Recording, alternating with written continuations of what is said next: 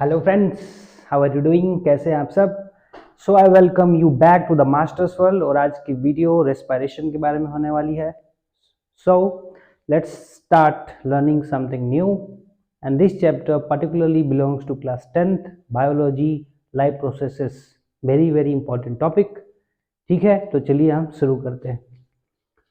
Respiration का मतलब होता है श्वसन। क्या होता है? श्वसन। ठीक है। अब श्वसन का मतलब क्या है? दो बहुत ही महत्वपूर्ण बातें जो आपको श्वसन के बारे में पता होनी चाहिए। To inhale and exhale O2 and CO2 respectively. देखिए, हम O2 इनहेल करते हैं और CO2 को एक्सहेल करते हैं। ठीक है, इनहेल हम O2 करते हैं और एक्सहेल क्या करते हैं? CO2 करते हैं। ठीक है, तो ये रेस्पिरेशन का कौन सा पार्ट है? This is external respiration. क्या है ये? एक्सटर्नल रेस्पिरेशन, यानी कि बाहरी श्वसन है, जिसको हम ब्रीदिंग कहते हैं। क्या कहते हैं? ब्रीदिंग। क्या कहते हैं? ब्रीदिंग। ऑक्सीजन लेना, CO2 को बाहर छोड़ देना। इसके अलावा वही जो ऑक्सीजन है वो ब्लड के द्वारा कैरी किया जाता है। उसके बाद RBC सेल्स उसको कैरी करती हैं और कैरी करके कहाँ लेके जाती हैं?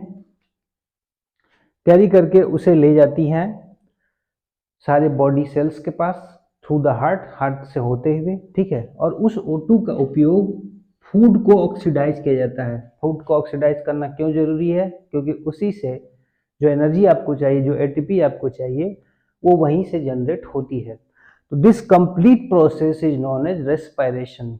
ठीक है, this is the difference between breathing and breathing जो है रेस्पिरेशन का एक पार्ट है, जो आप सांस ले रहे हैं और सांस छोड़ रहे हैं। समझ आ रही बात आपको?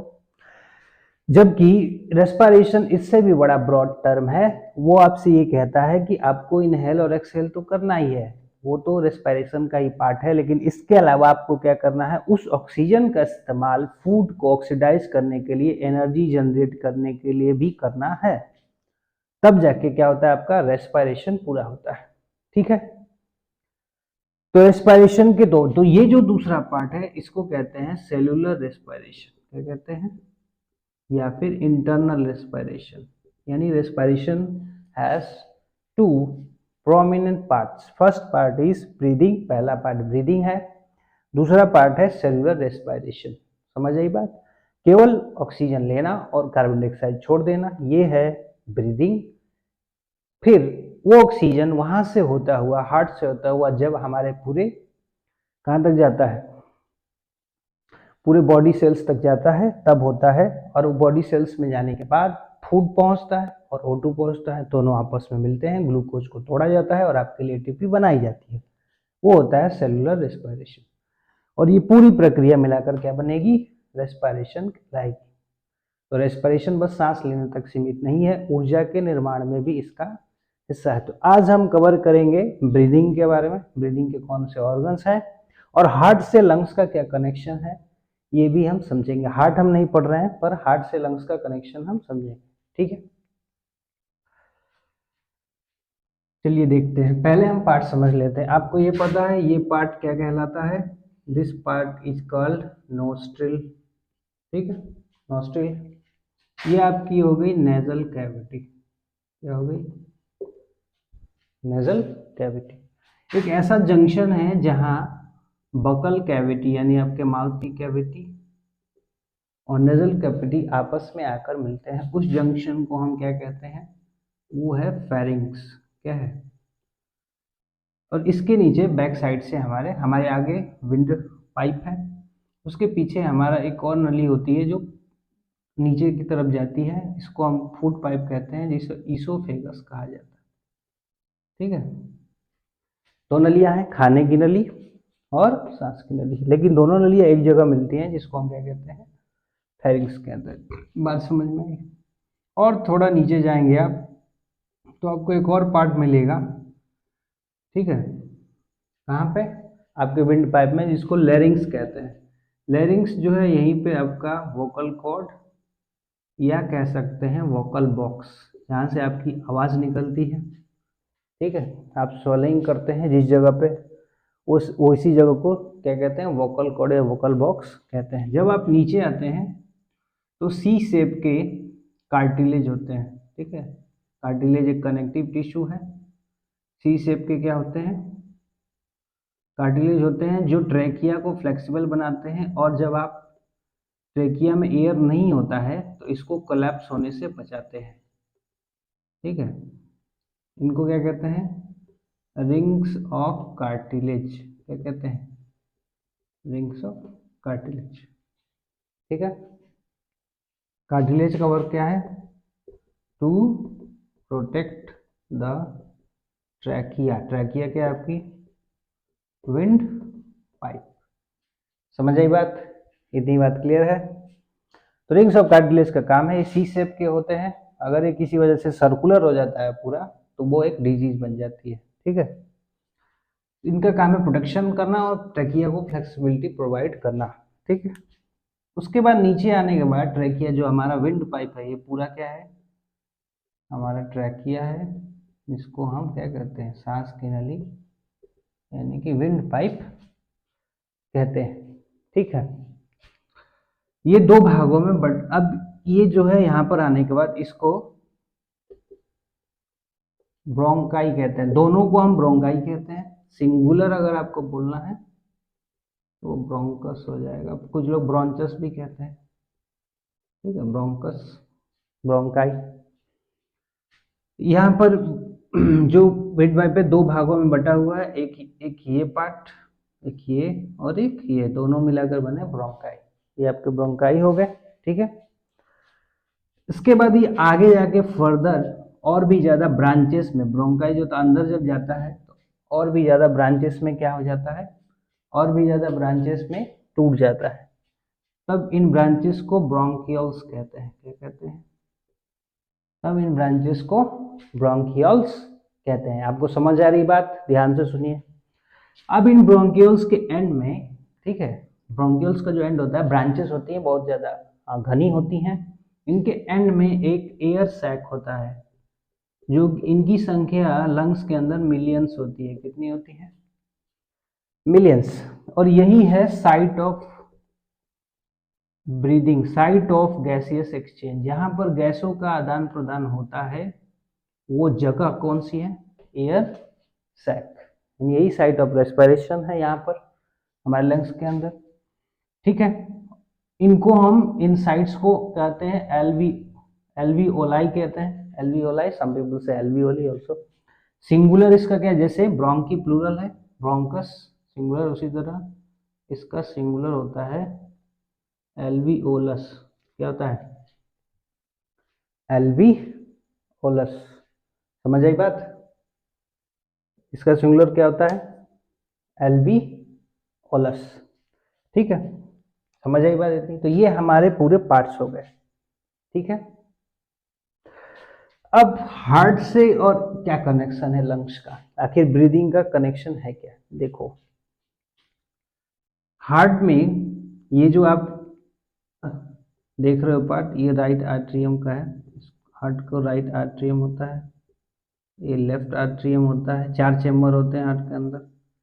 ये राइट वेंट्रिकल होता है, ये क्या होता है, लेफ्ट वेंट्रिकल। क्या होता है, लेफ्ट वेंट्रिकल, ठीक है।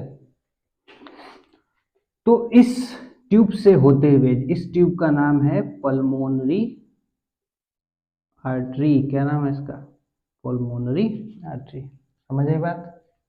तो पल्मोनरी आर्टरी से क्या होता है, देखो जब हार्ट में ब्लड आता है तो उसमें वो डीऑक्सीजनेटेड होता है, तो ऑक्सीजन कहाँ मिलेगा, सांस ले रहे हो तो कहाँ जा रहा है। मैंने यहाँ 2 ही एल्वियोली बनाए हैं समझाने के लिए आपको, ठीक है। हालांकि ये और भी ब्रांचेस में बटा होता है, और इसका एक फिगर मैंने यहाँ भी बनाया हुआ है। एक एल्वियोली को मैंने समझाने के लिए, अगर यहाँ नहीं समझ आया आपको तो यहाँ समझ जरूर आ जाएगा, ठीक है। इसके पहले आपको क्या पता होना चाहिए, आर्टरी पता होना चाहिए, वेंस पता होने चाहिए, और कैपिलरीज पता होना चाहिए, ठीक है। 3 चीजें आपको पता होनी चाहिए। आर्टरी का काम क्या है, ब्लड को कहाँ ले जाना, हार्ट टू बॉडी सेल्स, ठीक है, बॉडी सेल्स या बॉडी से लेके आता है। वेंस क्या करती हैं, ब्लड को बॉडी पार्ट से और लेकर आती है कहाँ पर, हार्ट के पास। ये इनका फंक्शन है, यानी कि आर्टरी और वेंस का ये फंक्शन है। आर्टरी जो है थिक होती है क्योंकि प्रेशर ज़्यादा होता है जब ब्लड बाहर जाता है हार्ट से। ठीक है, अभी हार्ट नहीं पढ़ रहे हैं हम, इसलिए हम हार्ट पे ज़्यादा नहीं जाएंगे। और इन दोनों का छोटा सा भाई है, इन दोनों का, उसको कैपिलरी कहते हैं, जो इन दोनों के बीच में जुड़ने का काम करता है। ठीक है, सपोज करो ये क्या है, ये आपकी कैसे है, जैसे समझ लीजिए ये अगर आर्टरी है, ठीक है, और इसके कई पार्ट हैं, ये कई भागों में ट्यूब्स में टूट जाती है, फिर जाकर के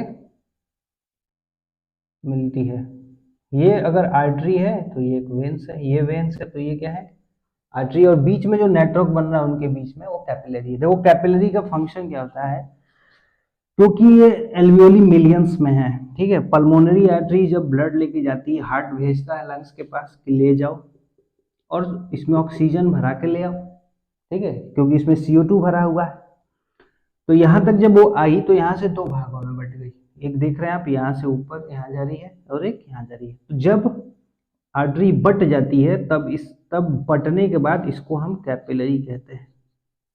क्या कहते हैं, कैपिलरी। सपोज कीजिए आपके पानी का जो टंकी है घर के ऊपर वो हार्ट है, ठीक है। मोटर से जो पानी जा रहा है टंकी के अंदर वो कौन लेके जा रहा है, वेंस लेके जा रही है, यानी वेंस जाती है हार्ट की तरफ, तो टैंक में पानी भर रही है। फिर टैंक से पानी एक मेन पाइप से जा रहा है सारे कमरों में, तो मेन पाइप जो है वो आर्टरी हो गई क्योंकि हार्ट से वो लेके जा रहा है। समझ आ रही बात। और सारे रूम्स में जब वो फैलती है, पाइप्स कई भागों में बढ़ती है, तो वो कैपिलरी हो गया। इससे आपको समझ आ जाएगा, ठीक है। अब यहाँ से जब ये गुजरती हैं तो आपको पता है यहाँ से ऑक्सीजन यहाँ पर आया हुआ है, ठीक है, ऑक्सीजन यहाँ पे आया है। और इनके पास क्या है, इनके पास है CO2, इनमें CO2 भरा हुआ है, ठीक है। अब यहाँ से सीधे चलते हैं यहाँ पर ऊपर की तरफ। आपको पता है यहाँ पे O2 ज़्यादा है, आपको पता है ये जो सेल्स आ रही हैं इनमें CO2 ज़्यादा है, ठीक है। अब आप डिफ्यूजन जानते हैं, डिफ्यूजन कहाँ से होता है, हायर टू लोअर कंसंट्रेशन। यहाँ पे जहाँ पे मात्रा ज़्यादा है, जहाँ पे कम है, जहाँ पे मात्रा ज़्यादा है वहाँ से जहाँ पे मात्रा कहाँ कम है वहाँ पर स्पॉन्टेनियस यानी कि स्वयं। तो ऑक्सीजन की मात्रा जाहिर सी बात है एल्वियोली में ज़्यादा है, हाई है, और कैपिलरी में क्या है, ये कैपिलरी जो गई है यहाँ पर उसके अंदर जो सेल है उसके अंदर कम है, तो वो ऑक्सीजन ये ले लेंगे सेल क्योंकि इनके अंदर लो है, higher concentration to lower concentration, ठीक है, एक्सचेंज होगा। इनके पास CO2 हाई है, ठीक है, तो ये क्या करेंगे, CO2 एल्वियोली को दे देंगे क्योंकि इसमें CO2 लो है, क्योंकि CO2 जो है इससे बाहर जा रहा है, क्योंकि ये बाहर जाएगा ना, एक तरफ सांस हम लेते हैं एक तरफ से CO2 आता है, O2 आता है, CO2 जाता है। तो O2 हमने ले लिया क्योंकि एल्वियोली में हाई था और इनमें लो था। CO2 जो है यहाँ पर हाई था, यहाँ पे तो लो था, तो हाई से लो, यहाँ हाई से लो, ये हुआ डिफ्यूजन। और यहाँ की 2 बार डिफ्यूजन हो रहा है तो इसको हम कहते हैं डबल डिफ्यूजन। क्या कहते हैं, डबल डिफ्यूजन, ठीक है, समझ आ रही बात। इसको हम क्या कहते हैं, डबल डिफ्यूजन कहते हैं। तो इस तरह से डबल डिफ्यूजन। अब फिर से जब ऑक्सीजन इनको मिल जाता है यहाँ से सेल्स को, फिर सेल्स जो है यहाँ से होती हुई, ठीक है, कैपिलरी आपस में मिल गई। अब ये ट्यूब जो जा रही है वापस, जो आई थी वो थी पल्मोनरी आर्टरी, और जो ऑक्सीजन लेके हार्ट में गई ये है पल्मोनरी वेन। समझ आई बात। देखो आर्टरी आई थी यहाँ से, आई थी ना, लेकिन 2 भागों में बटी तब ये कैपिलरी बनी। यहाँ तक ये क्या है, यहाँ तक ये है कैपिलरी, क्योंकि इसके 2 भाग बटे, कई भाग में मैंने 2 ही बनाए हैं, लेकिन जब ये बढ़ जाती है कई हिस्सों में, एल्वियोली के पास वो आर्टरी नहीं जाएगी, इसका छोटा हिस्सा जाएगा जिसको हम कैपिलरी कहेंगे। अब यहाँ पर जब वापस ही जाएंगी एक साथ जब मिलेंगी तब ये बनेंगी क्या, पल्मोनरी वेन। क्या बन जाएंगी, पल्मोनरी वेन। और ये शुद्ध खून हार्ट तक क्या करेंगी, पहुंचा देंगी। तो ये हार्ट और लंग्स का ये रिश्ता है। खून को शुद्ध करने के लिए हार्ट को भेजना पड़ता है ब्लड को, वो भेजता है किसके द्वारा, पल्मोनरी आर्टरी के द्वारा। जब वो आगे बढ़ती हैं तो छोटे भागों में टूट जाती है आर्टरी, तब वो कैपिलरी कहलाती है, ठीक है। और CO2 उनमें ज्यादा होता है तो क्या होता है, CO2 वो दे देती है एल्वियोलाई को, ठीक है, जिसको alveoli alveoli is the right pronunciation, okay, I am sorry, ठीक है। और O2 जो है उसका कंसंट्रेशन क्या है, यहाँ पर हाई है, तो एल्वियोलाई में क्या होता है, कंसंट्रेशन O2 का हाई होता है, वो यहाँ से कहाँ चला जाता है, कैपिलरीज के अंदर। कैपिलरीज फिर इन सेल्स को आगे बढ़ा देती हैं, फिर यही सेल्स होते हुए कहाँ चले जाते हैं, वापस हार्ट में चले जाते हैं, अब वो ऑक्सीजन लेकर आ जाते हैं, ठीक है। तो this is the relationship between the heart and the lungs. Heart blood को पंप तो करता है लेकिन शुद्ध नहीं कर सकता, उसको सहायता लेनी पड़ती है किसकी, लंग्स की लेनी पड़ती है। दोनों लंग्स की मैंने बस एक का एग्जांपल आपको दिखाया। और जो एल्वियोलाई हैं जो यहाँ पर दिखाए गए, इनकी संख्या मिलियंस होती है, और यही साइट होते हैं जहाँ से क्या होता है, ऑक्सीजन जो होती है वो एक्सचेंज होता है और CO2 का एक्सचेंज होता है। समझ में आई बात। तो ये है ब्रीदिंग, ये बस एक ब्रीदिंग, अभी बस ऑक्सीजन मिला है। अब हार्ट यहाँ से क्या करेगा, मेन आर्टरी के द्वारा, एरोटा जो होती है, ठीक है, एरोटा जिसे कहते हैं, मेन आर्टरी एरोटा के द्वारा क्या करेगा, वो पूरे ब्लड को, शुद्ध ब्लड को कहाँ भेजेगा, पूरे बॉडी में। फिर बॉडी सेल्स में होता है, जब ऑक्सीजन पहुंचेगा कहाँ पर, बॉडी सेल्स में। ये जो पाइप है ये है आपकी मेन आर्टरी, क्या है, मेन आवर्टा, आवर्टा, इससे चला जाएगा पूरे बॉडी में। फिर जब सेल के पास पहुंचेगा तो सेल में होगा सेलुलर रेस्पिरेशन, यानी उस ऑक्सीजन को इस्तेमाल किया जाएगा फूड को ऑक्सीडाइज करने के लिए, और आपके लिए बनेगा 38 ATP, यानी होगा जब एरोबिक रेस्पिरेशन, ठीक है। एरोबिक एनारोबिक क्या है, हम अगले पार्ट में कवर करेंगे। Please watch this video. If you like this video, if you think this video is knowledgeable for you and helpful for you, please share this video to other students also. I just want to request you that whether you subscribe it or not, it's all your own choice. If you like it, subscribe it. If you do not like it, I don't want to say anything about that. It's all your own choice, because we live in a country which is very much democratic, and we all have very much democratic rights, and we can exercise them whenever we feel like. Okay, so see you on this video and learn about the breathing system, ठीक है, ठीक, समझ आई बात। अब एक चीज मैंने आपको नहीं बताई, इसके नीचे एक मसल भी होता है जिसको हम क्या कहते हैं, डायफ्राम। जो में डायफ्राम होता है, तो जब एयर आता है तो चेस्ट क्या करता है, एक्सपेंड करता है, तब डायफ्राम मसल जो होती है, ठीक है, अब इसको मिटा देता हूं। तो डायफ्राम जो मसल होती है, डायफ्राम वो डाउनवर्ड मूव करती है ताकि ज्यादा स्पेस मिल सके, ठीक है, किसको, लंग्स को, इस कैविटी में, ठीक है। और जैसे ही एयर बाहर जाता है तो डायफ्राम फिर क्या हो जाता है, ऊपर हो जाता है, डायफ्राम ऊपर मूव करता है। समझ में आई बात। जब एयर लेना होता है तो नीचे मूव करता है, जब छोड़ना होता है तो ऊपर मूव करता है। समझ में आई बात। डायफ्राम का भी फंक्शन होता है, ये लंग्स के लिए स्पेस क्रिएट करता है ताकि लंग्स फूल सके और एयर को ज़्यादा ले सके। जब आता है लंग्स में एयर, तो लंग्स जो है आउटवर्ड और क्या करता है, आउटवर्ड एक्सपेंशन करता है, बड़ा हो जाता है, उसको ज़्यादा जगह चाहिए होती है, तब डायफ्राम क्या करता है, नीचे की तरफ मूव करता है, ठीक है। ये बात भी आप याद रखेंगे। डायफ्राम जो है एक मसल्स है जो कहाँ पे होता है, चेस्ट कैविटी के नीचे मौजूद होता है, जो हेल्प करता है लंग्स की। ओके, तो ये छूट गया था, इसे कवर कर लेंगे। और अगर कोई डाउट्स है in related to any topic in biology from class 9th 10th or maybe in 11th 12th also, you can ask me and I will help you out surely. Thank you. Please watch the video.